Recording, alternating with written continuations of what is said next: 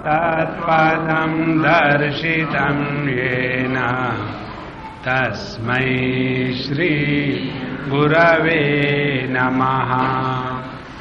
अज्ञानतिमिरान्धस्य ज्ञानाञ्जनशलाकया चक्षुरुन्मीलितं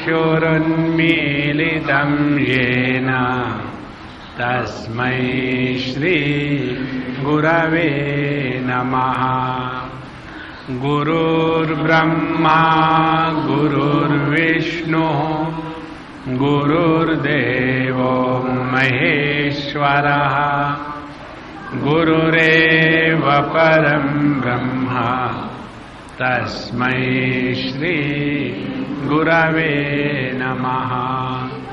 तस्मै श्री गुरवे नमः।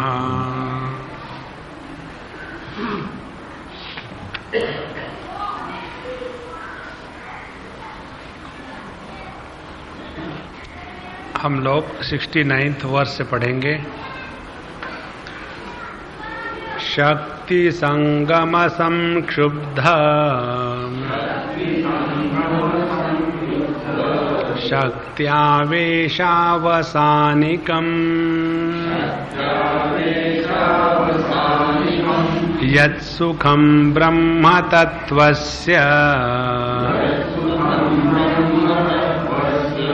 तत्सुखं स्वाक्यमुच्यते। लेहनामन्थना कोटैः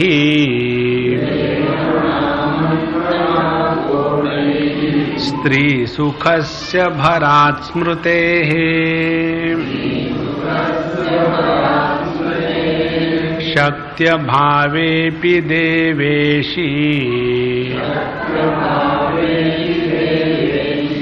भवेदानन्दसंप्लवः। आनन्दे महति प्राप्ते दृष्टे वा बान्धवे चिरात् आनन्दमुद्गतं ध्यात्वा तल्लयस्तन्मना भवेत्। जग्धिपानकृतोल्लास रसानन्दविजृम्भणात् भावयेद्भरितावस्थाम् महानन्दस्ततो भवेत्। ये पिछली 5-6 धारणाएं यहाँ तक के 69 वर्ष से लेकर के यहाँ तक के विशेष रूप से एक बात का प्रतिपादन कर रही है कि जो भी सुख हम लोग अनुभूत करते हैं वह सुख का उद्गम स्थान जो है वहां हमको ध्यान लगाना है। जैसे पंचदशी के अंतिम 5 अध्यायों में ब्रह्मानंद की मीमांसा करी है। उस मीमांसा में ये बताया है कि ब्रह्मानंदे आत्मानंद, ब्रह्मानंदे योगानंद, ब्रह्मानंदे विषयानंद, ब्रह्मानंदे वासनानंद, माने जितने भी प्रकार के आनंद या सुख है वे सभी के सभी उसी एक ब्रह्मानंद की ही अभिव्यक्ति है। माने आनंद केवल परमात्मा का ही होता है, लेकिन चूंकि हम किसी माध्यम के द्वारा उस आनंद की उपलब्धि करते हैं तो हमको ऐसे लगता है कि वह आनंद उस वस्तु से या उस व्यक्ति से या उस क्रिया से प्राप्त हुआ है। तो यहां जो धारणा या ध्यानाभ्यास करना है उसमें जैसे अभी तक जो हमने देखा और ये 72वां श्लोक बताता है जगदीपान कृतोल्लास रसानंद विजृंभणात्, जब हम किसी कोई प्रकार का भोग करते हैं, कोई खाते हैं अच्छी चीज अपने पसंद की, या कुछ ड्रिंक्स करते हैं, उसमें हमें जिस आनंद की अनुभूति होती है, उस आनंद के अनुभूति का तिरस्कार नहीं करना। फिर वो आनंद कहां से प्रारंभ हुआ है वहां अपने मन को लगाना। इसलिए कहते हैं भावयेत भरितावस्था। यह जो भरितावस्था है, भरित अवस्था माने पूर्णता की अनुभूति। पूर्णता की अनुभूति हमेशा दो प्रकार से होती है, एक तो आनंद स्वरूप से, और दूसरी जिसमें हम स्वातंत्र का अनुभव करते हैं। जैसे एक कोई विषय है और मैं उस विषय का भोग करने वाला भोक्ता, अब ये दोनों एक दूसरे पर अवलंबित है। उस विषय का अस्तित्व भोक्ता के कारण है और वो भोक्ता का आनंद विषय के कारण है, तो ये एक दूसरे पर अवलंबित हो गए। जब यह भोग वस्तु और भोक्ता जब एकत्र हो जाते हैं, माने जब भोग की निष्पत्ति हो जाती है, तो उसमें भोक्ता और भोग्य इनका जो सापेक्षता से डिपेंडेंस है, एक दूसरे पर अवलंबन है, वो समाप्त हो जाता है। इस प्रकार से भोग में भोक्ता और भोग्य इसका द्वैत समाप्त होने के कारण ही आनंद की अनुभूति होती है। इसीलिए भावयेत भरिता अवस्था महानंदः ततो भवेत्। और यदि हम उसको पकड़ के रखें तो उसी आनंद का सहारा लेकर के हम यहां महानंद माने ब्रह्मानंद तक पहुंच सकते हैं।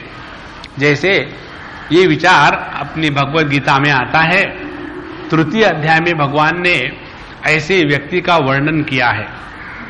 पिछले बार भी हमने आपको शायद बताया होगा, यस्त्वात्मरतिरेव स्यात् आत्मतृप्तश्च मानवः आत्मन्नेव च संतुष्टः तस्य कार्यम न विद्यते। तो ये जो तीन स्थितियां है, पहली है आत्मरति, आत्मतृप्ति और आत्मसंतुष्टि। आत्मरति रमण करना, रमण हमेशा वस्तु के अभाव में भी हो सकता है। जैसे किसी वस्तु का हम चिंतन करते हैं, तो जैसे हमारा लड़का अमेरिका में पढ़ रहा है और वो बहुत अच्छा है और उसके लिए यहां मैंने बढ़िया लड़की देख के रखी है, वो जब आएगा तो उसकी शादी करेंगे। तो लड़का वहां है और माँ बाप यहां है और उस लड़के को लेकर के उनका मन रमण कर रहा है। इसको कहते रति, पहली स्थिति।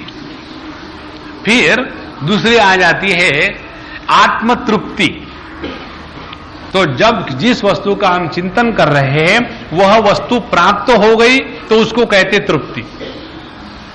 और उससे भी बढ़कर की स्थिति है, वह तृप्ति ऐसी है कि चिरकाल तक रहेगी, उसको कहते संतुष्टि।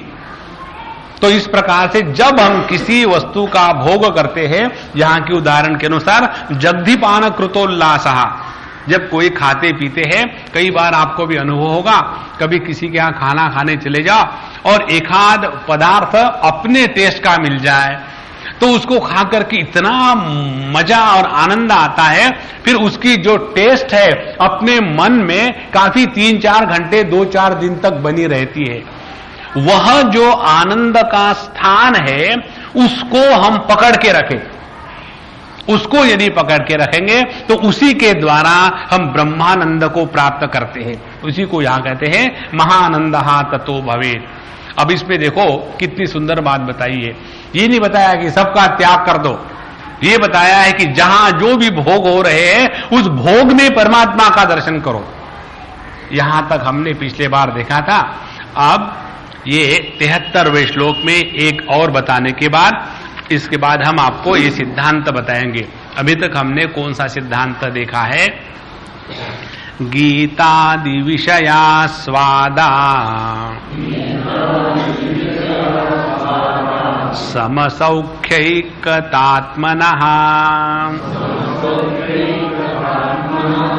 योगिनस्तन्मयत्वेन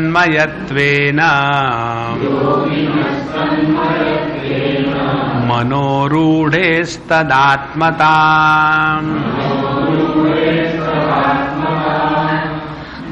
गीतादि विषया स्वादा समसौख्यैकतात्मनः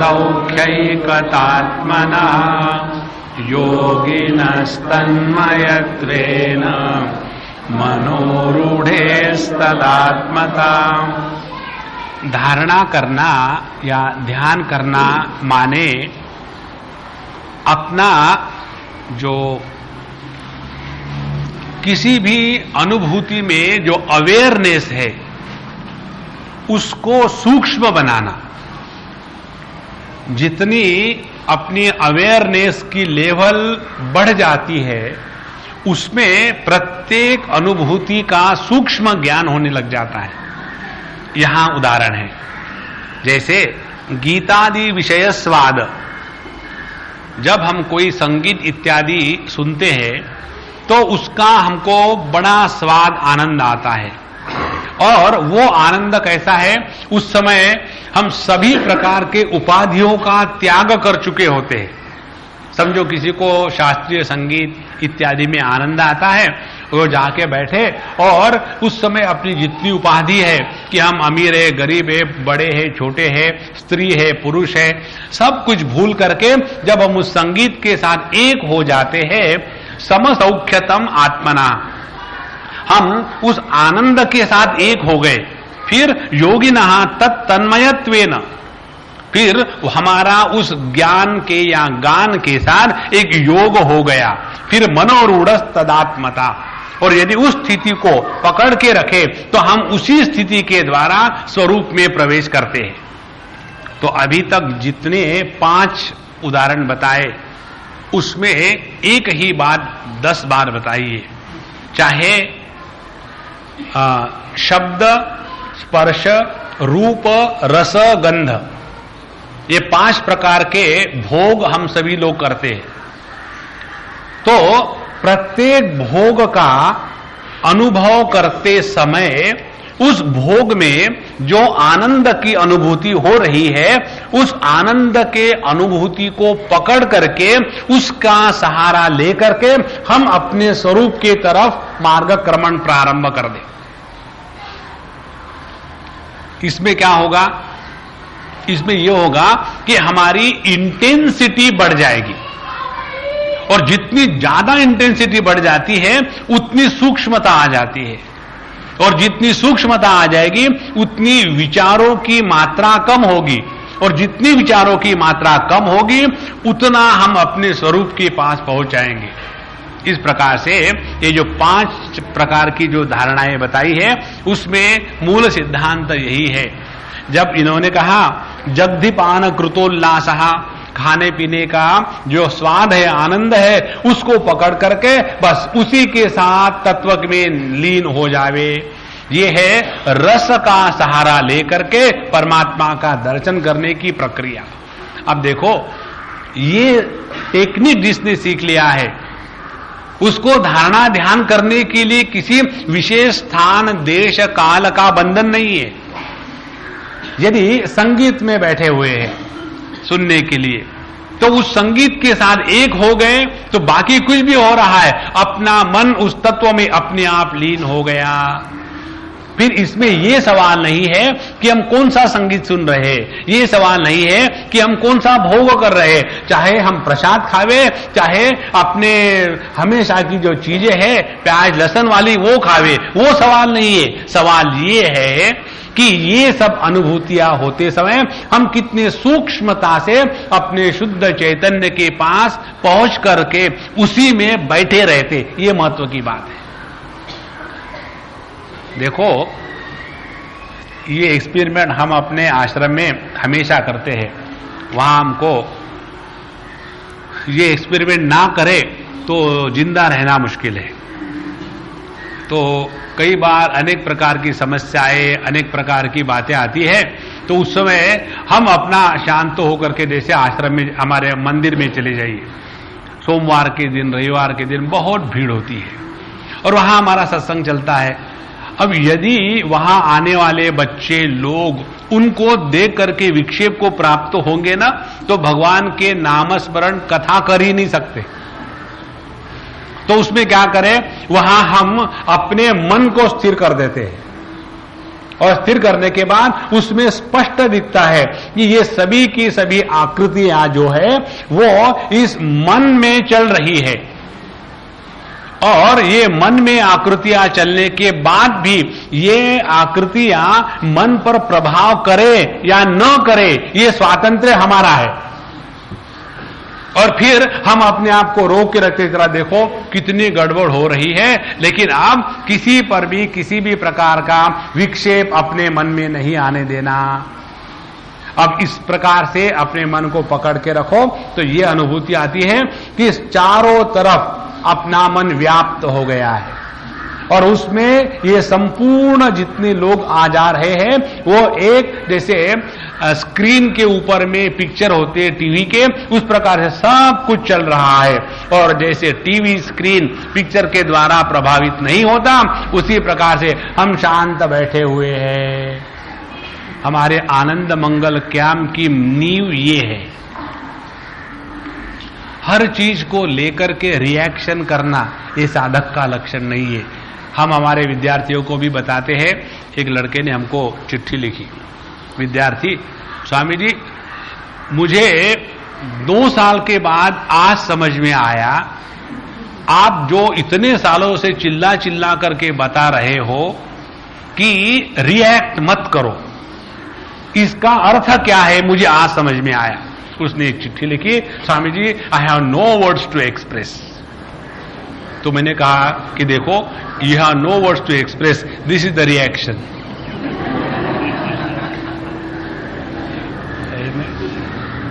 तो हम रिएक्शन करते माने क्या, माने जो वस्तु, जरा ध्यान से सुनना, जो वस्तु हमारे मन ने ग्रहण करी है उसी वस्तु का प्रभाव हम पर होता है, पहली बात।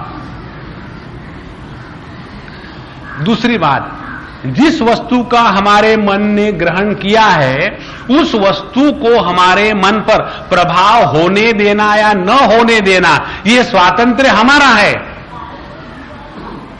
थिंक, 2 स्थितियां है। तो वस्तु का मन में स्वीकार होना एक, और दूसरी बात, वो वस्तु मन में स्वीकृत होने के बाद उस वस्तु को हमारे मन पर प्रभाव करने देना है कि नहीं करने देना है। मन किसका है, हमारा है कि वस्तु का है? Just think, it is so simple. ये बिरबल की और अकबर की कहानी आती है। उसमें एक बार अकबर ने कहा कि ये सब्जी बड़ी अच्छी किसकी बनी है? बोले बैंगन की बनी है। बोले इसका नाम ऐसा क्यों है? बोले बैंगन का अपभ्रंश है ये, उसका नाम है बहुगुणा, उसमें बहुत गुण है, इसलिए इसको बैंगन कहते हैं। और फिर दूसरे बार खाई तो खराब हुई। बोले हाँ जी, बैंगन की ऐसी सब्जी होती है। बोले कल तो तुमने इसको अच्छा कहा था। बोले नहीं, बैंगन माने बेगुणा, इसमें एक भी गुण नहीं है। तो बोले आप तो कभी उसको अच्छा कभी बुरा कहते हो। बोले मालिक, हम नौकर आपके हैं, बैंगन के थोड़ी है, हमको तो आपको खुश रखना है, बैंगन को नहीं खुश रखना है। उसी प्रकार से ये मन हमारा नौकर है कि वस्तुओं का नौकर है, ये हमको स्पष्टता से होवे। अब इसीलिए हम कितने बार कहते हैं कि साधना करना माने एक ही चीज को बड़ी सूक्ष्मता से जीना। We must stop reacting. ये रिएक्शन करने की इतनी आदत पड़ी है बचपन से, हर चीज को लेकर के अपने विचार अभिव्यक्त करने, हर चीज को लेकर के उसके बारे में जानना ही चाहिए। कौन आया, कौन गया, किस लिए आया, किस लिए गया, और किसने क्या कहा, क्यों किया। What is the need? There is no misery when we perceive, and there is nothing but misery when we project after perception. Perception falls in the purview of the divinity. Projection is the creation of Jiva, the man. जो साधना है, जो अपना meditation है, वो यही सीखने के लिए है। और जिस व्यक्ति ने जगत में रहते समय हर चीज को लेकर के रिएक्शन करना, ऐसा जो रिएक्शनरी है, वो जब ध्यान को बैठेगा तो ध्यान में भी रिएक्शन करेगा, वो ध्यान थोड़ी करेगा। और what will be the reaction? फिर मेरा मन एकदम चुप होना चाहिए, और फिर शरीर को बांधो, मन को बांधो और उसको मरोड़ मरोड़ करके तोड़ डालो। ये कोई साधना करने का लक्षण नहीं है। इसीलिए यहां ये जो 5-6 बातें बताई है उसमें यही बताए, प्रत्येक जो अनुभव हो रहा है किसी भी वस्तु का, शब्द स्पर्श रूप रसगंध, प्रत्येक अनुभूति में जो आनंद हो रहा है उस आनंद का स्पर्श करे और वही अपने मन को स्थिर कर दे। जैसे समझो आपने कोई विशेष वस्तु खाई, खाने के बाद एकदम उसको चूसा, बस वही मन स्थिर हो जाए एक क्षण के लिए, और फिर वहां एक चुस्की लग जाती है। This is what is called as the bliss. और धीरे धीरे धीरे धीरे उसी स्थिति में अपने मन को नित्य निरंतर रखने का जो अभ्यास है उसको कहते हैं ध्यानाभ्यास। तो ये जो धारणाएं हैं इसके द्वारा क्या हो रहा है, हमको ब्रह्मानंद का ट्रेलर दिखा रहे हैं। पहले जमाने में सिनेमा में ट्रेलर आते थे, समझो अभी जो सिनेमा चल रहा है उसमें अगले आगामी सिनेमा का ट्रेलर, और फिर उसमें एक आध गाना उसका थोड़ा पीस होगा और थोड़ा डिशिंग होगा, थोड़ा रोना धोना होगा, और फिर उसके द्वारा वो जो ऑडियंस है उनके मन में अगला भी पिक्चर देखने की जिज्ञासा निर्माण हो गई। उसी प्रकार से ये जहां जितनी बातें बताई है ये सभी की सभी ब्रह्मानंद का ट्रेलर है। और एक बात समझ में आ जाए कि ये आनंद आनंद किसको कहते हैं, उसके बाद उस आधार से फिर हम आगे बढ़ते हैं। क्योंकि ये बात ऐसी है, शब्दों के द्वारा ना तो बताई जाती है, ना तो हम किसी का अनुभव उधार ले सकते हैं। Experience has to be our own. We cannot borrow experience from anyone. और यहां जितनी भी प्रक्रिया है यही एक अनुभूति को निर्माण करने की है, क्षणिक। और एक बार ये पकड़ में आ गई उसके बाद चलते रहो, फिर किसी की जरूरत नहीं है। इसीलिए गीतादि विषयास्वादा समसौख्यिकतात्मना योगिनः तन्मयत्वेन, फिर अपने मन को तन्मय करके उसी के साथ लगा देवे। इसीलिए साधु संतों के जीवन में इतनी शांति मालूम है क्यों होती है? जब वो बैठेंगे, शांत बैठेंगे, कारण क्या? बैठने का जो आनंद है उस आनंद में वो डूबे हुए हैं। जब वो खाएंगे तो खाते समय हर चीज का बड़ा स्वाद लेकर के खाते हैं। कारण क्या? कि उस स्वाद में हमारे लिए गुड़ का आनंद है और साधु संतों के लिए उसी गुड़ में ब्रह्मानंद की प्राप्ति हो रही है। गुड़ वही रहता है। इस प्रकार से ये जो 5 प्रक्रियाएं बताई है ये हम अपने जीवन में नित्य निरंतर लगावे, हर एक अनुभूति को सूक्ष्मता से ग्रहण करें और प्रत्येक सूक्ष्म अनुभूति में ब्रह्मानंद का आनंद आ रहा है। तो योगिनः तन्मयत्वेन मनोरूढ़े तदात्मता, फिर अपना मन उसमें आरूढ़ हो गया। मन का आरूढ़ होना, अब उस मन को समझ में आ गया है कि यह आत्मा या परमात्मा या ब्रह्मानंद या चैतन्य, इसका क्या तात्पर्य है। और फिर ये तात्पर्य समझ में आने के बाद उसमें आरूढ़ हो गया, उसमें स्थित हो गया, तदात्मता, और उसके साथ एकत्व प्राप्त हो गया। यहां तक होने के बाद अब अगले धारणा में बताते हैं, यत्र यत्र मनस्तुष्टिः मनस्तत्रैव धारयेत् तत्र तत्र परानंद स्वरूपं संप्रवर्तते। यत्र यत्र मनस्तुष्टिः मनस्तत्रैव धारयेत् तत्र तत्र परानंद स्वरूपं संप्रवर्तते। यत्र यत्र मनः तुष्टिः भवति, जहां जिस जिस वस्तु में, विषय में अपना मन तुष्ट हो जाता है, ये विचार हमारे पंचदशी में आता है। इसको कहते हैं किसी एक जीवन की अपनी कोई एक आधी स्मृति होती है, बहुत जबरदस्त आसक्ति होती है, जिसको हम त्याग नहीं सकते। पंचदशी में एक उदाहरण है, एक विद्यार्थी था और उस विद्यार्थी को वो पढ़ने के पहले चाहे अपने घर में रहता होगा और उसका अपने भैंस के साथ बहुत प्यार था और वो सुबह से शाम तक के भैंस को ले जाना, नहलाना, धुलाना, खाना पीना, खिलाना, उसमें लगा रहता था। और उसके बाद घर के लोगों ने कहा कि अब जाओ, आश्रम में जाओ, भैंस पालने के बाद आश्रम में जाने के ही लायक हो। तो वो आश्रम में पहुंचा। वहां पहुंचने के बाद बिल्कुल अच्छा लड़का, बिल्कुल निर्विकार, सब कुछ तो ठीक था, लेकिन उसके दिमाग से वो भैंस नहीं निकलती थी।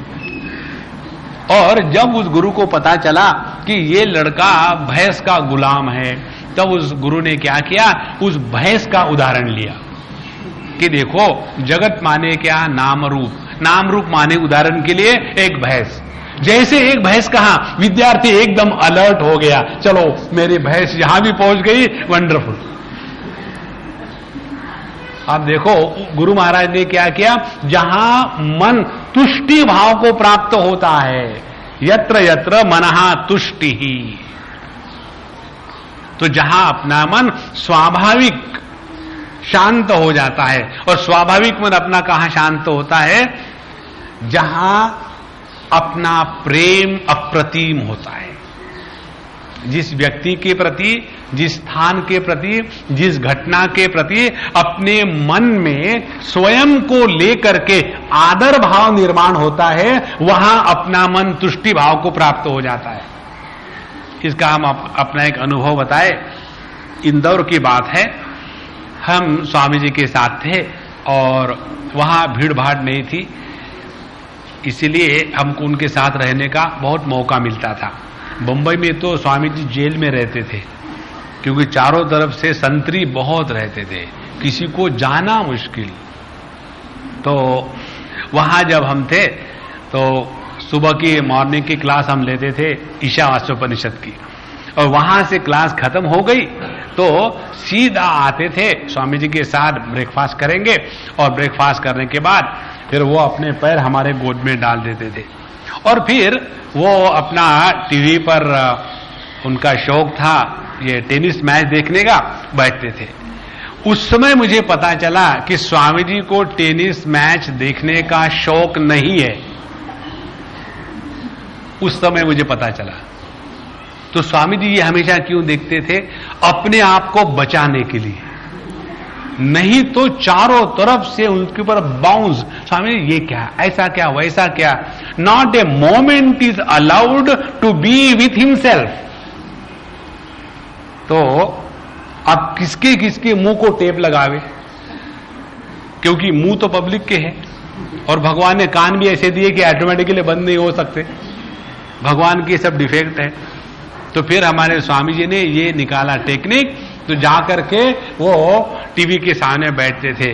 जो ब्रह्मानंद में गोते लगा रहा है, वो क्या टीवी में मैच देखने में आनंद लेगा? ये तो ऐसा है ना, वो वाइपर, बारिश जब होती है तो वो वाइपर इसलिए लगाते हैं कि पानी हट जाए।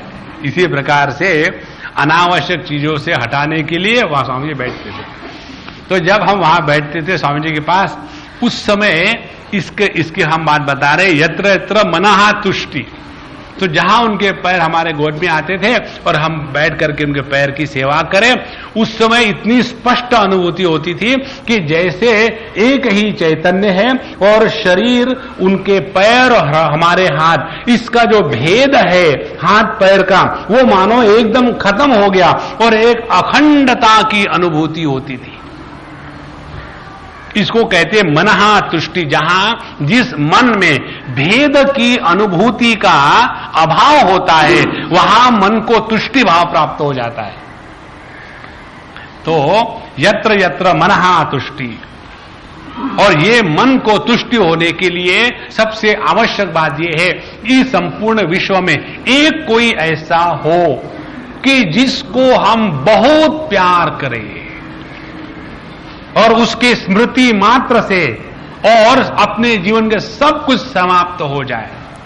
इसीलिए शिष्य के जीवन में गुरु का इतना महत्व है। जगत की कोई वस्तु ऐसी नहीं जो गुरु के स्मृति के साथ कंपेयर की जा सकती है। तो यत्र यत्र मनः तुष्टि मनः तत्रैव धारयेत्। फिर अपने मन को यदि विक्षेपों से बचाने के लिए या मन यदि अपना ध्यान धारणा में नहीं लगता तो क्या करे, अपने मन को उस स्थान पर लगावे, उस विषय में लगावे जहां अपना मन स्वाभाविक शांत हो जाता है। तो अपने मन को स्वाभाविक शांत करने के अनेक तरीके हैं। एक दो तरीके ऐसे हैं, जब अभी हम आ रहे थे कार में तो हमने विलास को बताया कि भगवान के जब भजन चलते हैं, नाम इत्यादि, उसमें क्या होता है, उसमें अपना मन किसी भी विषय को लेकर के जो चिंतन करके अपने शक्ति का व्यय करता है, वह शक्ति का व्यय होना खत्म हो जाता है। उस समय मन केवल सुन रहा है लेकिन वो रिएक्ट नहीं कर रहा। तो उस समय the mind is perceiving but not projecting. That mind which perceives but which doesn't project is the divine mind.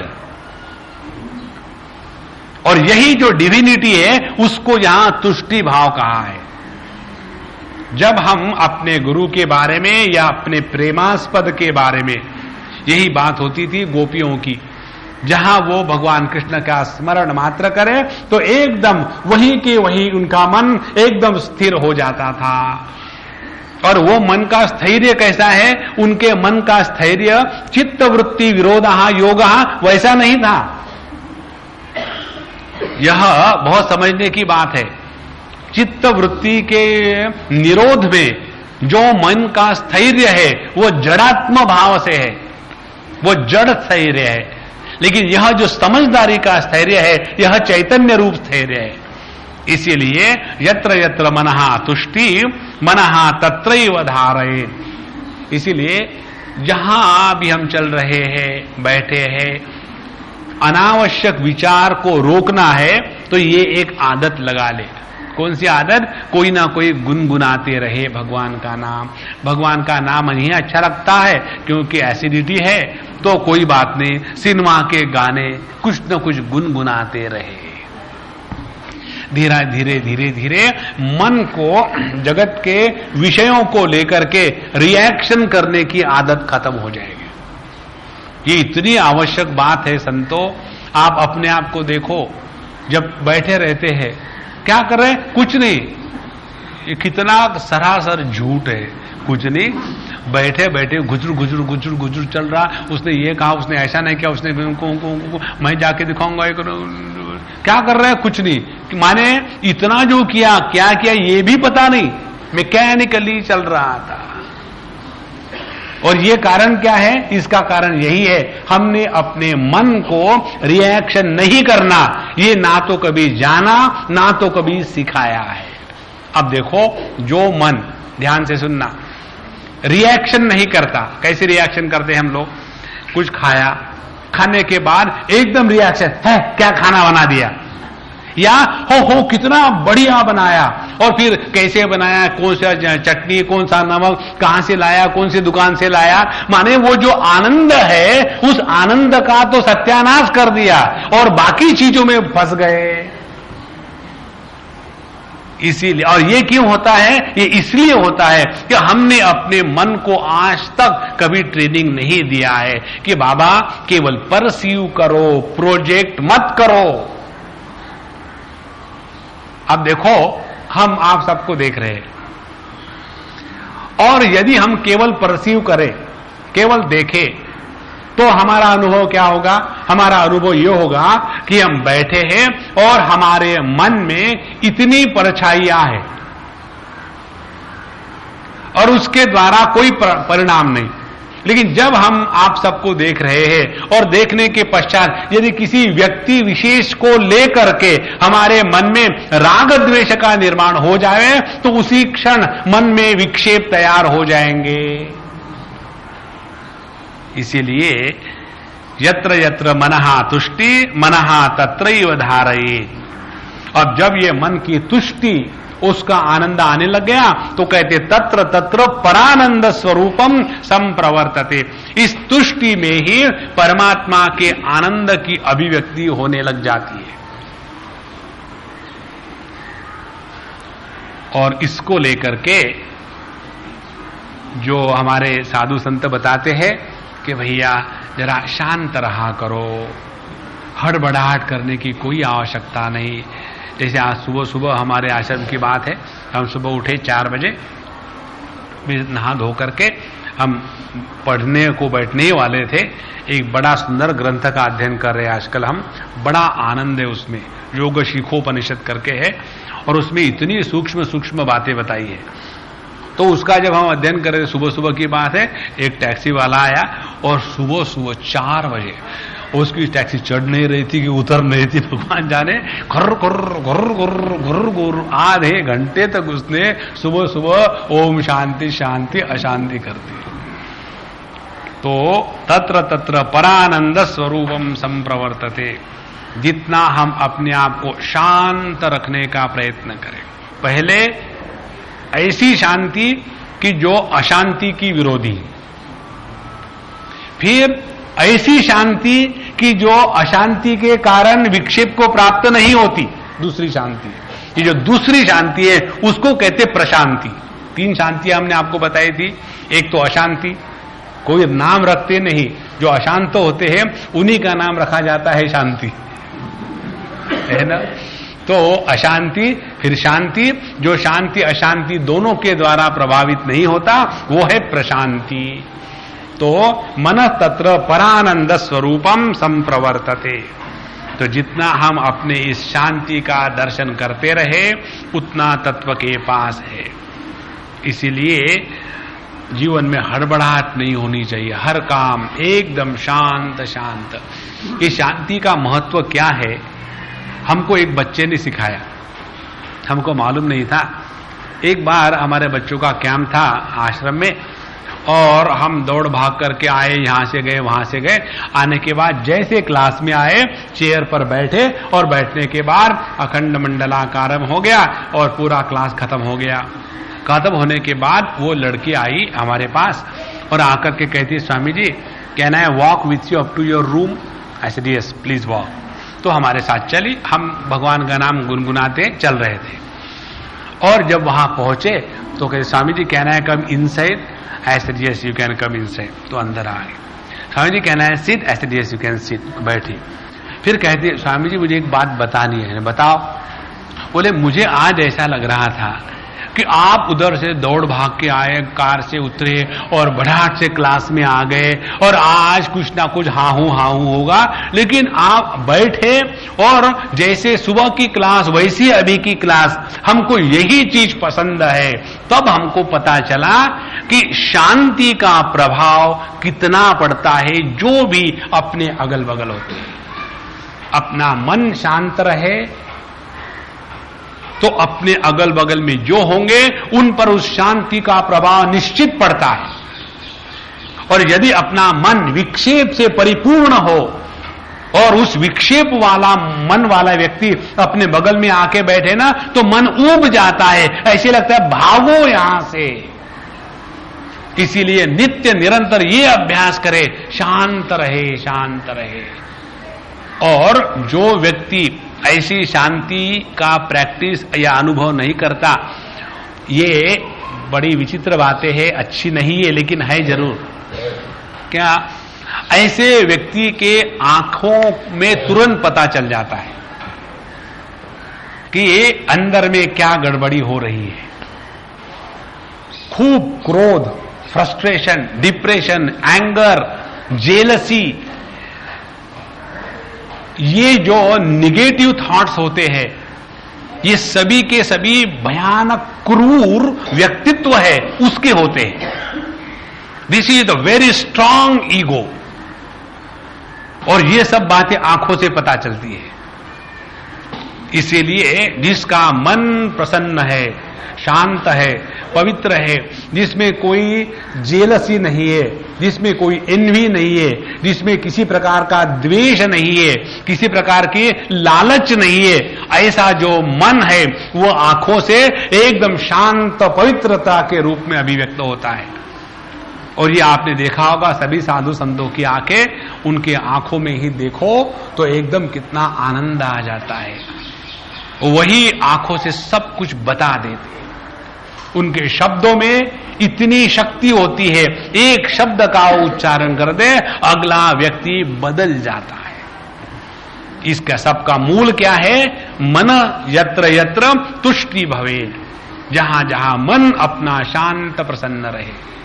इसीलिए हमारे सुरेश्वराचार्य महाराज कहते हैं, यया यया भवेत् पुंसाम प्रवृत्ति ही प्रत्यगात्मनि। जिस जिसके द्वारा अपना मन अपने स्वरूप के तरफ जाता है वो साधना है,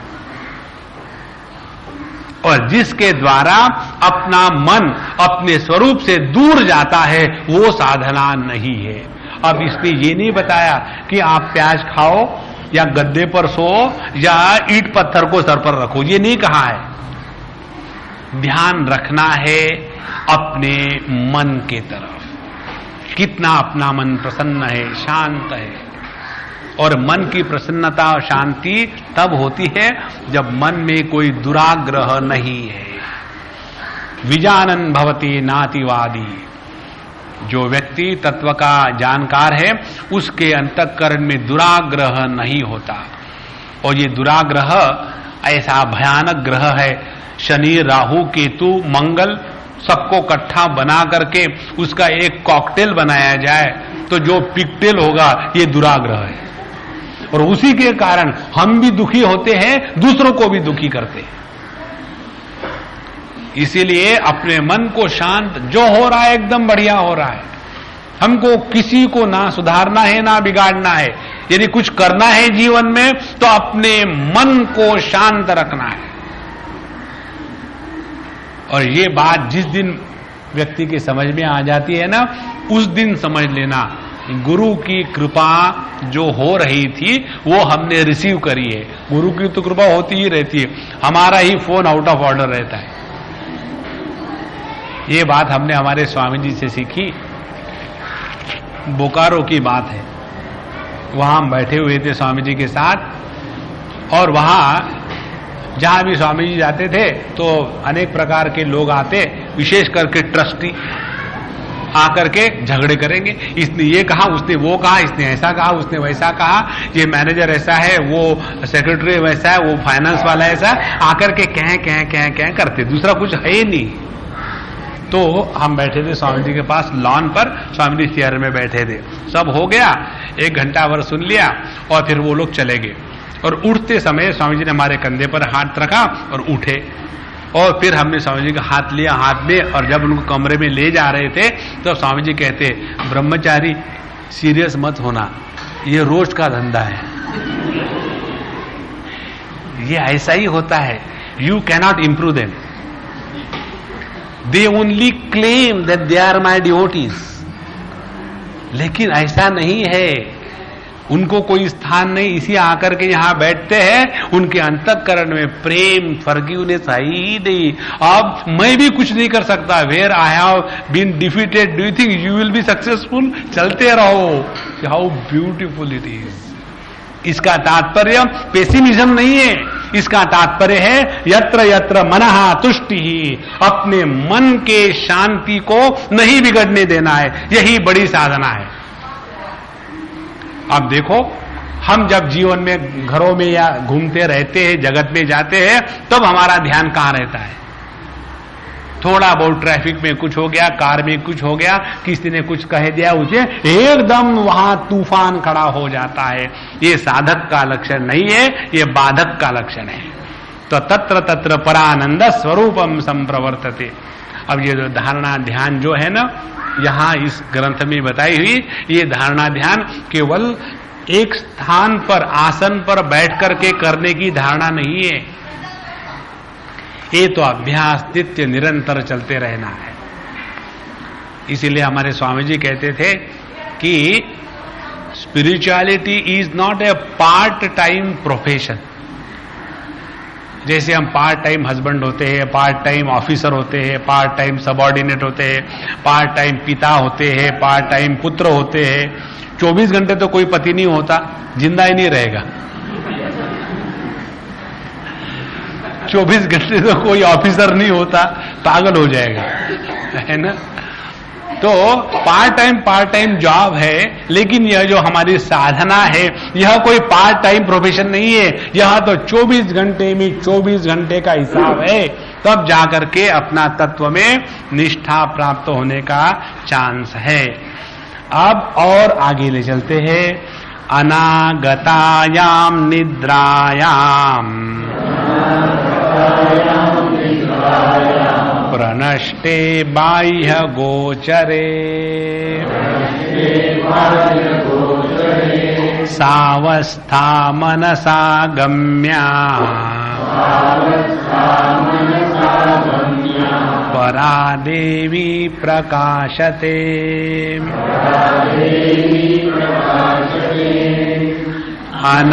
अनागतायाम निद्रायाम प्रणष्टे बाह्य गोचरे सावस्था मनसा गम्या। ने पिछले जो 5-6 धारणाएं पढ़ी है उसका इसके साथ देखो कैसे सुंदर संबंध जुड़ता है। पहले बताया कि हम जो जगत में 5 प्रकार के वस्तुओं का भोग कर रहे हैं, उस भोग में लिप्त होने के स्थान पर भोग के आनंद का जो मूल है उसको पकड़ने के लिए उस भोग के आनंद को स्वीकार करें। तो वहां प्रत्येक भोग करते समय हम एकदम अलर्ट रह करके अपनी जो लेवल ऑफ अलर्टनेस है या अवेयरनेस है वो रेज हो जाएगी, पहली बात। उसके बाद बताया यहां यत्र यत्र मनः तुष्टि भवति, फिर अपने मन को नित्य निरंतर तुष्ट शांत एकदम प्रसन्न रखना, दूसरी साधना। ये जब हुआ अब उसके बाद आगे कहते हैं।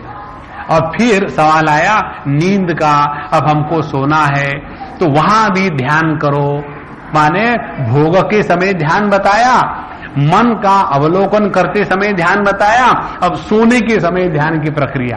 कहते हैं अनागतायाम निद्रायाम, अभी नींद आई नहीं है पूरी तरह से, लेकिन बाह्य गोचरे प्रणष्टे, लेकिन बाहर के जगत का संबंध टूट गया है। अब जगत का विषय, जगत के बारे में विचार, ये सब खत्म हो गए। आप दरवाजे बंद कर लिए हैं और रजाई ओढ़ ली है, और ओढ़ने के बाद अब सोने के लिए तैयार हो गए। अब सब कुछ कल देखेंगे, अभी नहीं, अभी तो मुझे सोना है। माने अभी सोए नहीं, लेकिन जागृत अवस्था में अब किसी भी प्रकार का इंटरेस्ट नहीं रहा। ये जो स्थिति है, हाँ बड़ा कॉम्प्लिकेटेड बना रहे जी, हमको तो नींद भी नहीं आती। जिनको नींद नहीं आती ना, उन व्यक्ति का जागृत अवस्था से उपराम होना कठिन होता है, क्योंकि आसक्ति बहुत है। आसक्ति के कारण नींद नहीं आती, अहंकार के कारण नींद नहीं आती, दुख के कारण नींद नहीं आती। ये 3 कारणों से व्यक्ति को नींद नहीं आती, और ये तीनों के तीनों कारण परिच्छिन्नताओं में होते हैं। तो बाह्य गोचरे प्रणष्टे, बाहर के वस्तु व्यक्तियों के साथ हमारे संबंध टूट चुके हैं, लेकिन अभी निद्रा अवस्था में प्रवेश नहीं हुआ। ध्यान से सुनना, निद्रा अवस्था में प्रवेश मत करना।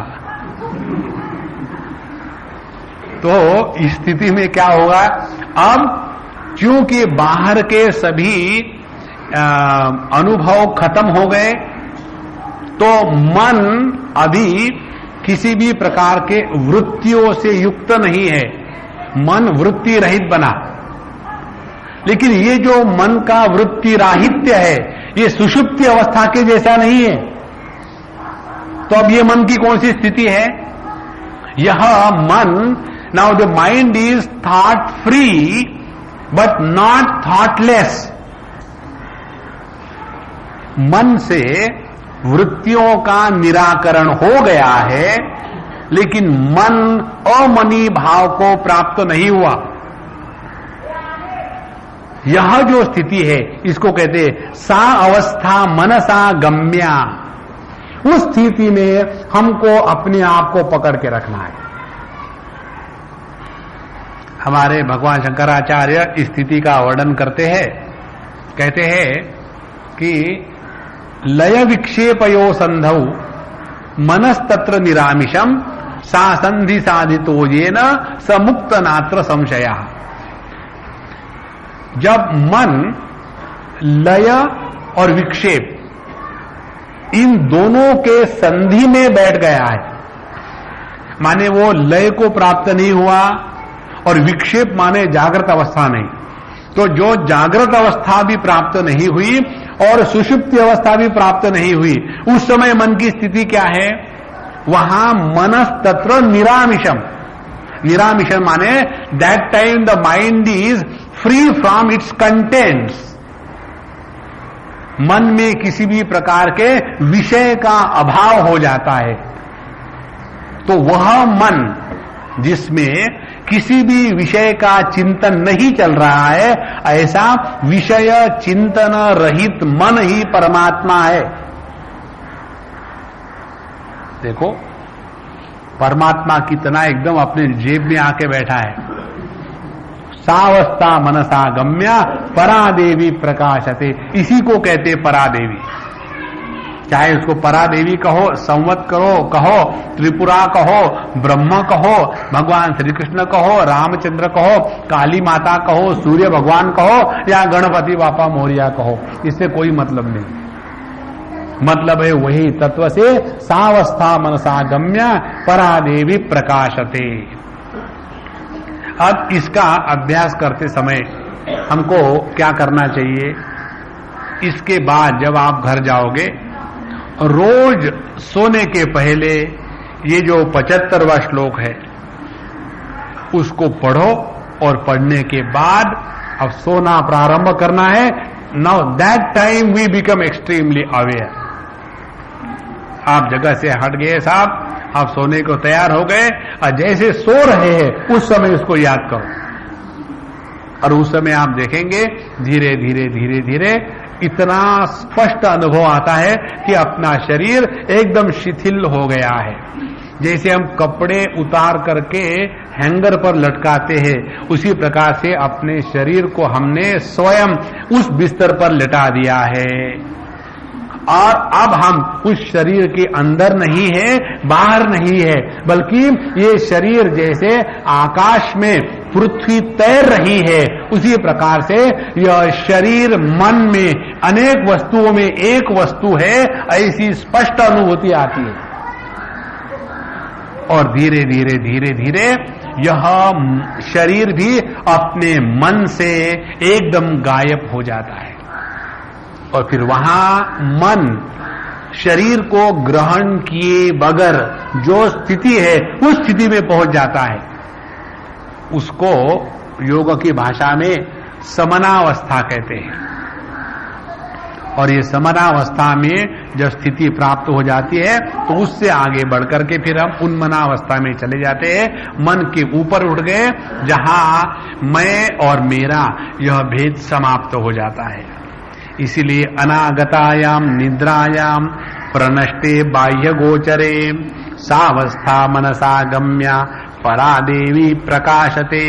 यहां परादेवी का तात्पर्य है तुरीयावस्था, क्योंकि मन की ये 3 अवस्थाएं हैं, जागृत स्वप्न सुषुप्ति। ये अवस्थाएं परमात्मा की नहीं है, ये अवस्थाएं जीवात्मा की नहीं है, ये अवस्थाएं स्थूल शरीर की नहीं है, ये तीनों की तीनों अवस्थाएं केवल मन की है। और जहां हमने अपने मन को इन अवस्थाओं से हटा दिया, ये मन की 3 अवस्थाएं कैसी बनती है, ध्यान से सुनना। जब मन लय अवस्था को प्राप्त हो जाता है तब उसको सुषुप्ति अवस्था कहते हैं। जब मन विक्षेप प्रारंभ करता है तो विक्षेप की जो प्रारंभिक अवस्था है उसको स्वप्नावस्था कहते हैं, और जब विक्षेप स्थूल रूप धारण कर लेते हैं तब उस मन की अवस्था को जागृत अवस्था कहते हैं। लेकिन जब मन लय को प्राप्त नहीं हुआ, विक्षेप प्रारंभ नहीं हुए और विक्षेपों ने स्थूल रूप ग्रहण नहीं किया, ऐसा जो मन है वह मन तुरीय तत्व है, वही मन परमात्मा है। और इसीलिए इस स्थिति में अपने मन को स्वाभाविकता से रखना है। और इसमें आप देखेंगे बिल्कुल किसी भी प्रकार के प्रयत्न नहीं रहते। जब तक के प्रयत्न रहेंगे तब तक के टेंशन रहेगा, जब तक के प्रयत्न रहेंगे तब तक के व्यक्तित्व बना रहेगा। और ये बात ऐसे नहीं कि एक दिन में करने से आ गई, इसके लिए नित्य निरंतर अभ्यास करते रहना चाहिए। छोटी सी बात होती है गुस्सा नहीं करना, ये छोटी सी बात है गुस्सा नहीं करना, इसी पर गुस्सा आ गया। अब गुस्सा नहीं करना ये बात इतनी महत्व की होते हुए भी, ये सब जानते हुए भी इसको प्रैक्टिस करते करते जिंदगी निकल जाती है, फिर भी गुस्सा नहीं जाता। गुस्से के न जाने पर काउंटर गुस्सा आ जाता है। तो यदि ऐसी छोटी सी चीज को करने के लिए इतना अभ्यास की आवश्यकता है, इस सूक्ष्मता से अपने मन को स्थिति में रखने के लिए अत्यंत सूक्ष्मता की आवश्यकता है। और ये सूक्ष्मता को बढ़ाना माने ध्यानाभ्यास करना। ध्यानाभ्यास का तात्पर्य यही है, अपने सूक्ष्मता को इतना बढ़ाए। ये सूक्ष्मता जितनी बढ़ेगी ना, इसी को कहते हैं दिव्य दृष्टि, इसी को कहते हैं इंट्यूजन, इसी को कहते हैं सिक्स्थ सेंस, इसी को कहते हैं शक्तिपात, इसी को कहते हैं भगवान की कृपा, इसी को कहते हैं प्रिमोनियम। ये सभी के सभी बातें हैं, ये इसी सूक्ष्मता की ही अभिव्यक्ति है। जो व्यक्ति अपने मृत्यु के पास पहुंचता है उसमें ये सूक्ष्मता अपने आप आने शुरू हो जाती है। कारण क्या, जब व्यक्ति मृत्यु के पास पहुंचता है तब धीरे धीरे उसका जगत से उपराम होने लग जाता है, बिना किसी के कहे। जैसे जब हम लोगों को अपने स्टेशन पर उतरना होता है तो बिना किसी के कहे अपने आप सामान इकट्ठा करो, चप्पल कहाँ गई, जूते कहाँ गए और वाटर बैग कहाँ है, सब बेडशीट को ठीक से फोल्ड किया कि नहीं, सब सामान इकट्ठा करने लग जाते हैं। और स्टेशन आने के पहले घंटा पर जाकर के वो दरवाजे पर खड़े रहते हैं, मृत्यु आ जा। उसी प्रकार से यह जीव जब इस स्थूल शरीर का त्याग करने के लिए तैयार हो जाता है तो अपने आप उपरमण शुरू हो जाता है। तो यह जो स्थिति है, अनागतायाम निद्रायाम प्रनष्टे बाह्य गोचरे सावस्था मनसा गम्या परादेवी प्रकाशते। यहां परादेवी माने परमात्मा, उसका प्रकाश, उसकी अनुभूति होने लग जाती है। अब आगे और दूसरी धारणा बताते हैं। तेजसा सूर्य दीपादेः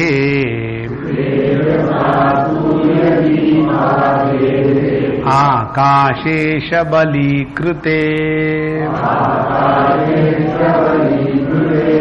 दृष्टिर्निवेश्या तत्रैव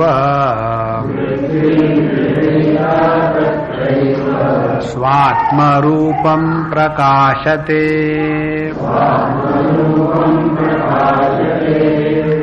तेजसा सूर्यदीपादेः आकाशे शबलीकृते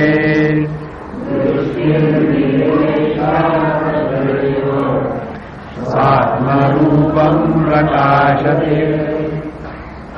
ये भी जो धारणा है, इस धारणा में मन के तनुकरण की प्रक्रिया है। तनु का तात्पर्य है, तनु माने थीन, इसी से नाम बना है तन्वी। नाम तन्वी रखने से कोई पतला नहीं होता, कई तन्वियां होती है काफी स्थूल। तो अपने मन को तनु करना है, उसके लिए मन का जो विषय है वो सूक्ष्म होना चाहिए। जैसे समझो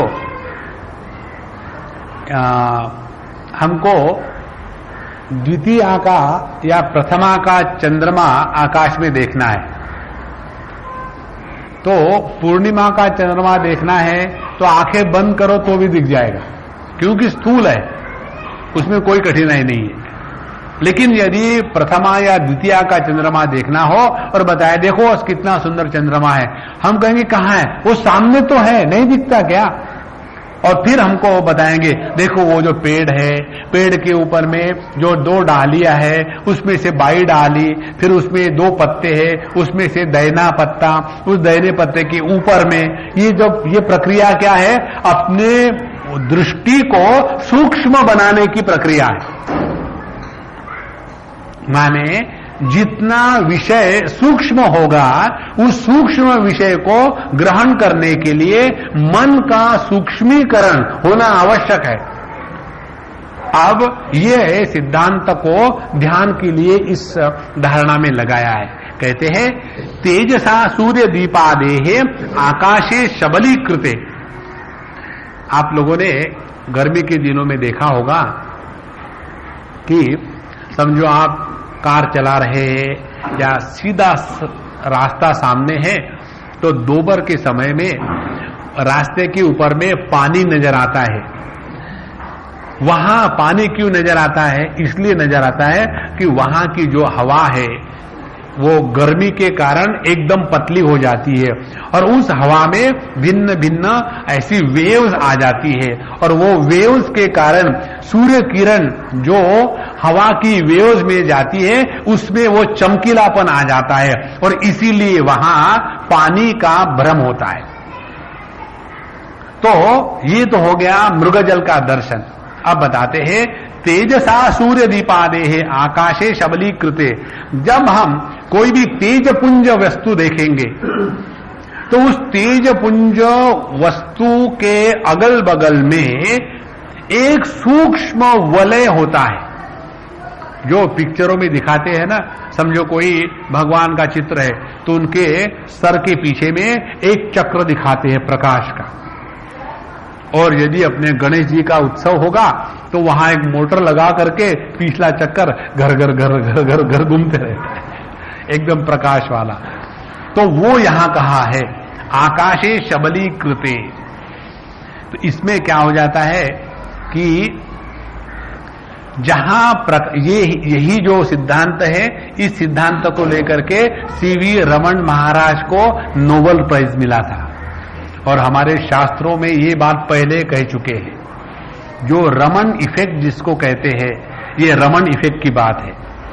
कोई भी प्रकाश या ज्योति ले लो आप, उस ज्योति में ये जो 7 रंग हमको दिखने को मिलते हैं, विपगायर या तानापीही अनीजा, जो मराठी में जानते हैं वो, या अंग्रेजी में जिसको कहते हैं विपगायर, वी से लेकर के आर तक के, रेड तक के चले जाता है। ये 7 जो रंग है, उसके परे जो हमारे आंखों को दिखते नहीं, वहां भी भिन्न भिन्न रंग होते हैं, और उसको कहते हैं रमन इफेक्ट।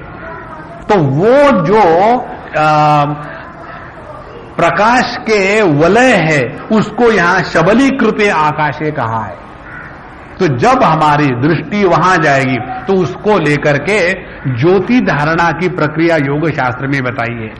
उसमें बताते हैं सामने एक मोमबत्ती रखे और कमरे में किसी भी प्रकार का हवा का भाव ना हो, एकदम शांत हो, और सामने सीधा होकर के बैठे, और जब उस ज्योति को देखते हैं तो धीरे धीरे इस ज्योति की जो आकृति है उसको देखे, तो उसके बाद वो ज्योति की आकृति के परे हमको उसी आकार के वलय नजर आने लगेंगे, और जितना सूक्ष्मता से हम उसको देखने लगेंगे उतना मन सूक्ष्म होगा, और ये मन का जितना सूक्ष्मीकरण होगा वहां परमात्मा की अभिव्यक्ति हो रही है। वो यहां कहा है दृष्टि निवेशा तत्रैव, वहां अपने दृष्टि को लगाना है।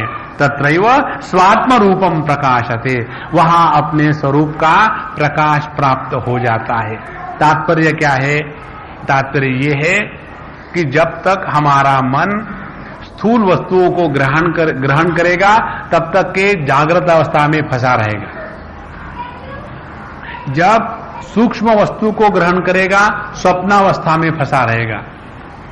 लेकिन जब मन अपना तनुकरण करेगा, जब मन अत्यंत सूक्ष्मता को प्राप्त होगा, मन की सूक्ष्मता के प्राप्ति के दो कारण हैं। एक, मन में किसी भी प्रकार के विषय का अभाव हो जाए, और दूसरे, मन उसका चिंतन करे जो अत्यंत सूक्ष्म है। अत्यंत सूक्ष्म कौन सी बात है? सबसे स्थूल है आकार, रूप रंग। रूप रंग का यह जो सबलीकृत है, जो हमारे आंखों को नहीं दिखता, वहां से तनुकरण प्रारंभ हो जाता है। इसीलिए इस प्रकाश की ज्योति को देख करके धीरे धीरे उससे हट करके उसके अगल बगल में चले जाए तो सामने की ज्योति गायब हो जाती है और मन शांत होकर के उसी में स्थित हो गया। उसी को कहते हैं स्वात्म रूपम प्रकाशते। और इसमें एक बात सबको ख्याल रखनी है, ये सभी की सभी सब्जेक्टिव प्रक्रिया है। ऐसे नहीं कल्पना करना ध्यान के लिए बैठे और सामने उसके बाद हाँ मुझे भगवान का दर्शन हो गया, नहीं। ये स्वात्म रूप से, जब तक के भगवान का दर्शन आत्म रूप से नहीं होगा तब तक के वह भगवान का दर्शन में दो डिफेक्ट्स रह जाते हैं। पहला डिफेक्ट, जो अनात्म भाव से स्वीकृत होता है वो जड़ वस्तु होती है, और दूसरी जो अनात्म भाव से स्वीकृत होती है वो नित्य उपलब्ध नहीं होती। इसीलिए पहले परमात्मा का दर्शन आत्म भाव से हो जावे, उसके बाद फिर प्रत्यक्षता से हो जावे। पहले प्रत्यक्ष और फिर आत्म भाव, ये गलत प्रक्रिया है। इसलिए पहले हम अपने स्वरूप का दर्शन कर ले और वही मैं सभी रूपों में अभिव्यक्त हो रहा हूं, यह इसको कहते हैं ज्ञानोत्तरा भक्ति। फिर यह साधना नहीं है, ये सिद्ध भक्ति है। तो तेजसा सूर्य दीपाने आकाशे शबलीकृते दृष्टि निवेशा तत्रैव स्वात्म रूपम प्रकाशते। अपने मन को और सूक्ष्म करना। इसके बाद की जो धारणा है ये अत्यंत सूक्ष्म धारणा है और बहुत ही सुंदर धारणा है। करंकिन्या क्रोधनया भैरव्या लेलिहानया खेचर्या दृष्टिकाले च परावाप्ति प्रकाशते।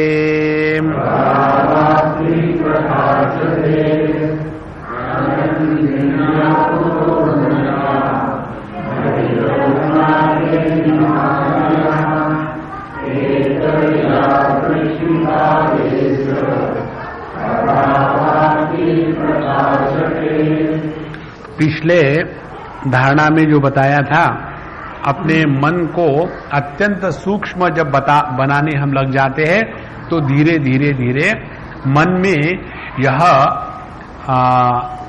सूक्ष्म शक्ति जागृत हो जाती है। कौन सी सूक्ष्म शक्ति है? सूक्ष्म शक्ति यह है कि हम बिना प्रयत्न के सब कुछ सामने होने वाली चीज को अपने आप जानने लग जाते हैं। दूसरी बात, जो विचार या संकल्प या शब्द मन से निकलेगा वो वैसा रूप धारण करने लग जाता है। तीसरी बात, किसी ने कुछ पूछा और आपने कैजुअली बता दिया तो वो वैसा होने लग जाता है। चौथी बात, आपने समझो किसी को कुछ कहा तो वो एग्जैक्टली वही बात लेकर के वो व्यक्ति आपके पास कुछ पूछने के लिए आया होता है और आपने उसको उत्तर दे दिया है। ये सभी की सभी जादू नहीं है, ये सभी की सभी बातें अपने आप होने लग जाती है जब अपना अंतःकरण अत्यंत सूक्ष्मता को प्राप्त हो जाता है। अब जैसे देखो, हम जब दीवार के सामने जाके खड़े होते हैं तो हमारा प्रतिबिंब हमको दीवार में नहीं दिखता, लेकिन यदि हम दर्पण के सामने जाके खड़े हो जाए तो हमारा प्रतिबिंब हमको दर्पण में तुरंत दिख पड़ता है। उसके लिए वो दर्पण को क्या साधना करनी पड़ी? कुछ नहीं, वो उसका स्वभाव है। उसी प्रकार से हमारा जो अंतःकरण है वो जब राग द्वेष रजोगुण तमोगुण इनके द्वारा प्रभावित नहीं होता तब उस अंतःकरण में सब कुछ जानने की स्वाभाविक क्षमता है। और ये क्षमता क्योंकि हम ये रजोगुण तमोगुण के प्रभाव में आने के कारण इतनी दब गई है कि सामने भगवान भी खड़े हो जाए तो हम कहेंगे आइडेंटिटी कार्ड दिखाओ, क्योंकि हमारे आंखों पर पर्दा पड़ा हुआ है। अब जब ये धारणा का अभ्यास करते करते करते जब मन सूक्ष्म हो जाता है तब व्यक्ति को आगे क्या साधना करनी है, किस प्रकार की समस्याएं आने वाली है, किस प्रकार के विशेष साधना में अपने आप को लगाना है, ये अंदर से समझने लग जाता है। अब इसमें देखो कैसी महत्व की बात है।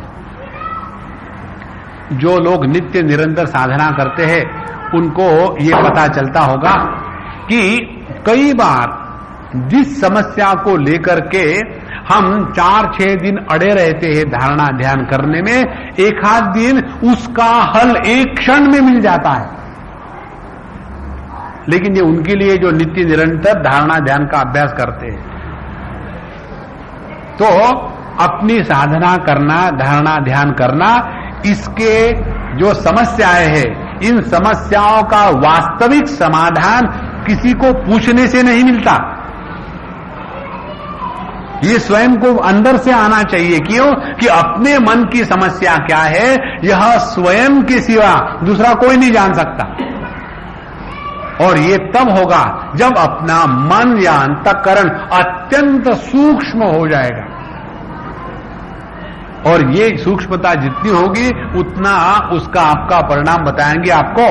परिणाम ये है कि नित्य निरंतर जब आप ध्यान को बैठेंगे तो नित्य निरंतर नई प्रक्रिया होती है। ऐसा नहीं कि वही की वही, हाँ जाके बैठो, सीधे बैठो, कमर को टेढ़ा मत करो, हाथ को टेढ़ा मत करो और आंखें बंद करो, ये कब तक के करते रहेंगे? यह केवल मैकेनिकल हो जाता है। नित्य निरंतर, जैसे संत कहते हैं, जितने साधक है और प्रत्येक साधक जितने बार ध्यानाभ्यास करता है, इनका दोनों का गुणाकार करो तो जितनी फिगर होगी उतने साधना करने की प्रक्रिया है। Just think, the number of seekers multiplied by the frequency for which every seeker sits for meditation is equal to the number of paths leading to the reality। माने प्रत्येक धारणा का जो अभ्यास है, it is unique by itself, it can not be repeated. और ये अभ्यास करते करते इतनी सूक्ष्मता आ जाती है और इसी सूक्ष्मता के कारण रोज आपको तत्व का दर्शन एक नए बहाने से हो जाता है। और इसीलिए यहां बताते हैं इस 77वें श्लोक में, जब हमारी दृष्टि काले, यहां दृष्टि का तात्पर्य है वह दिव्य दृष्टि, परावाप्ति प्रकाशते, जब वो दिव्य दृष्टि जागृत हो जाती है तब परमात्मा का दर्शन हमको क्षण क्षण में हो जाता है। ये दिव्य दृष्टि प्राप्त करने की 5-6 प्रक्रियाएं बताई है। एक कहते हैं करंकिणी मुद्रा, दूसरी है क्रोधना मुद्रा, करंकिण्या, तो करंकिणी मुद्रा, दूसरी है क्रोधना मुद्रा, तीसरी है भैरव्या, तीसरी है भैरवी मुद्रा और चौथी है लेलिहाना, लेलिहानया, ये तृतीया विभक्ति है इसलिए लेलिहाना मुद्रा। और पांचवी है खेचर्या, खेचरी मुद्रा। आप लोगों ने खेचरी इत्यादि मुद्राओं के नाम सुने होंगे। मुद्रा का तात्पर्य, जैसे मुद्रा माने, जैसे एक एडवर्टाइजमेंट कंपनी है उसका नाम है मुद्रा एडवर्टाइजर्स, तो मुद्रा माने कोई ऐसा, इसको मुद्रा नहीं कहते। मुद्रा शब्द संस्कृत है और उसमें जो धातु है उसका है धातु मुद। मुद माने आनंद, मुद से ही मोद शब्द बना है, मुद से ही मोद, प्रमोद, आनंद, ये सब शब्द बने हैं। तो मुद्रा, रा माने राति, राति माने जो जो धातु गत्यात्मक होते हैं वो ज्ञानात्मक भी होते हैं, जिसके द्वारा आनंद की उपलब्धि होती है उसको कहते हैं मुद्रा। और इसी को लेकर के शब्द बना है समुद्र।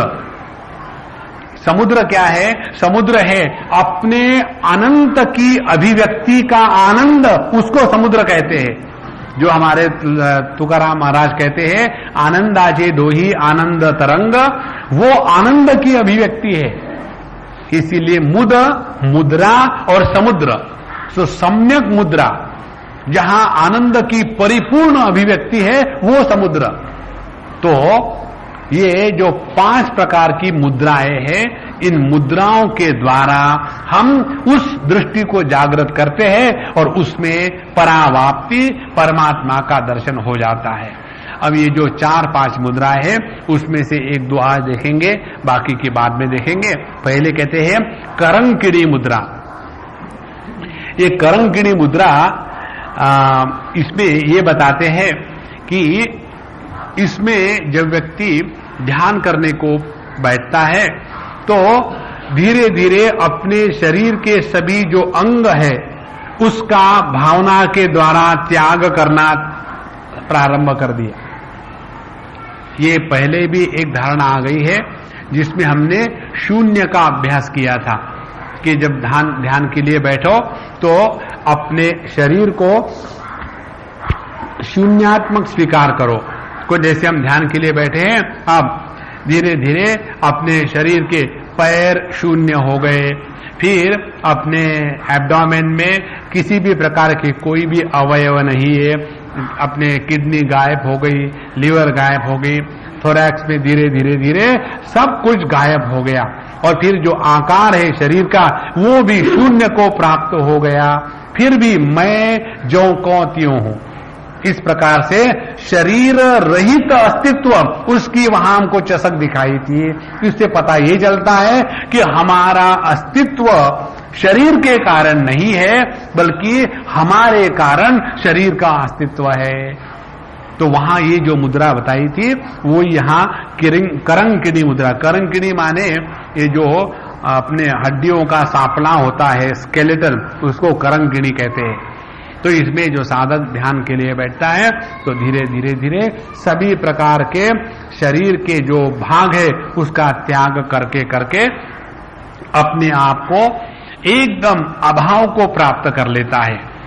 इसको कठोपनिषद में आता है लय प्रक्रिया के द्वारा। वहां बताते हैं कि यच्छेद्वांग मनसि प्राज्ञम तज्जच्छेद ज्ञान आत्मनि, ज्ञान आत्मनि महती नियच्छेद तज्जच्छेद शांति आत्मनि। ये लय प्रक्रिया है।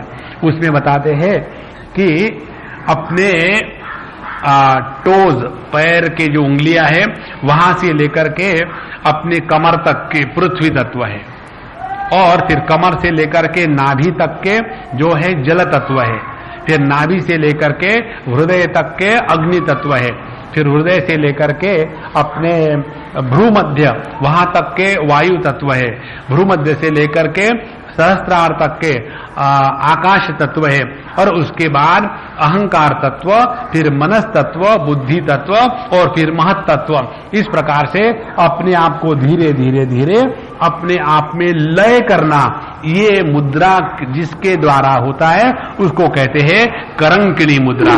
और इसी को कहते हैं ज्ञान मुद्रा। जो ये ज्ञान मुद्रा का तात्पर्य ये बताते हैं कि हम अपने तर्जनी को अंगूठे के साथ लगा करके शून्य का आकार निर्माण करते हैं और बाकी जो 3 उंगलियां है उसको सीधा रखते हैं। तो इस मुद्रा का तात्पर्य यही है कि हम अपना जो विज्ञानमय कोश है, इस विज्ञानमय कोश जिसमें व्यक्तित्व की अभिव्यक्ति होती है, यह जो व्यक्तित्व है, अंगूठा जो है वो ब्रह्म का द्योतक है, उसमें समर्पित कर दिया। तो यहाँ जो अखंड मंडलाकारम चिदाकाश है वह चिदाकाश मैं हूं, और ये चिदाकाश मनोमय कोश, प्राणमय कोश और विज्ञानमय कोश इनके द्वारा प्रभावित नहीं होता। यह जो अनुभूति है, इस अनुभूति को, इस ज्ञान मुद्रा को किरिंकिणी मुद्रा कहते हैं। इसके द्वारा हम अपने मन को सूक्ष्म बना करके उसमें अपने स्वरूप में उसको लय कर देना। तो किरंकण्या, क्रोधनया, भैरव्या, लेलिहानया, खेचर्या दृष्टिकाले परावाप्ति प्रकाशते। तो ये जो प्रत्येक मुद्रा है, मुद्रा का तात्पर्य आकार नहीं, ये प्रत्येक आनंद के अनुभूति के भिन्न भिन्न स्तर है। इस प्रकार से हम अपने मन को अपने स्वरूप में लगा देवे। अगली जो बातें हैं अगले बार देखेंगे। अब यही विराम करते हैं। 2 मिनट शांत बैठ ले।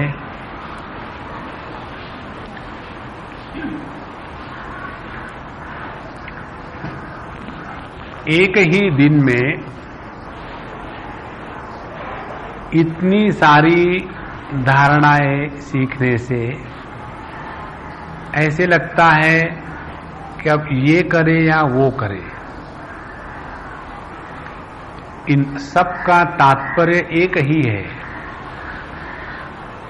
और वो ये है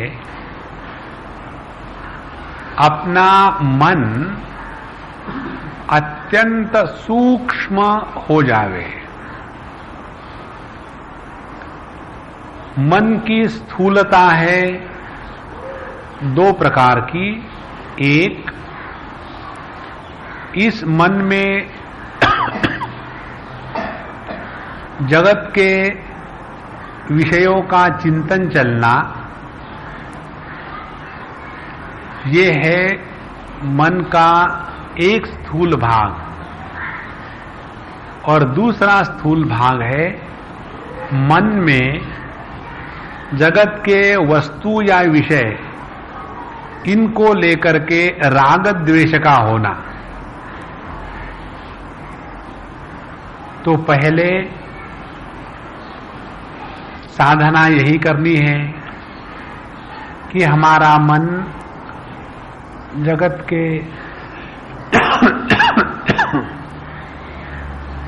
वस्तु, विषय, व्यक्ति, इनका चिंतन करना बंद कर दे।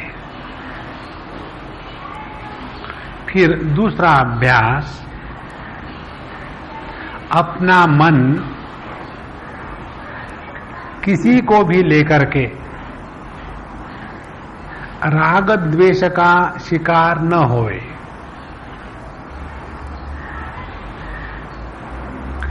ये 2 बातें होने के बाद तीसरी बात है कि मन निद्रा को प्राप्त न होए।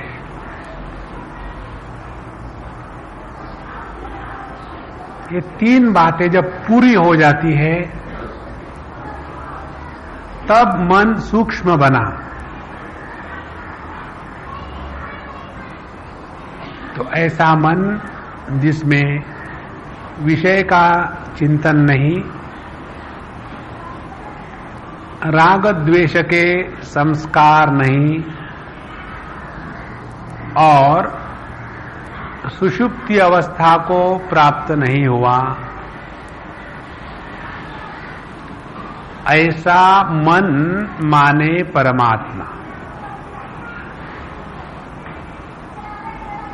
और यह मन एक देशीय नहीं होता, सार्वदेशीय। ऐसा मन एक काल में नहीं होता, सार्वकालिक। और ऐसा मन केवल एक शरीर से या एक व्यक्ति से अभिव्यक्त नहीं होता, बल्कि सार्वजनिक। यही है सार्वत्म्य भाव की स्थिति।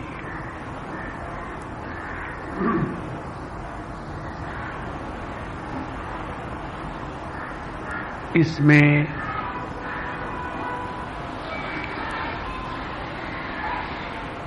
नित्य निरंतर रहने का अभ्यास माने आध्यात्मिक साधना।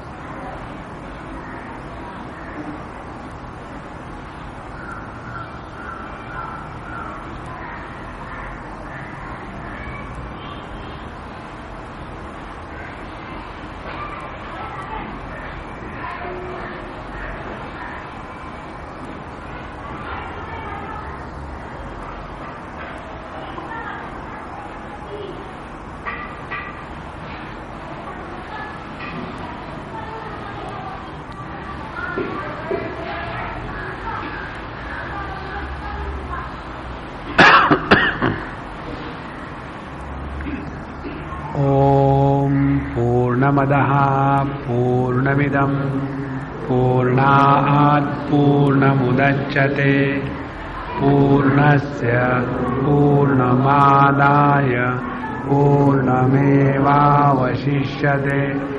ओम शांति शांति शांति। हरि ओम। श्री गुरुभ्यो नमः। हरि ओम।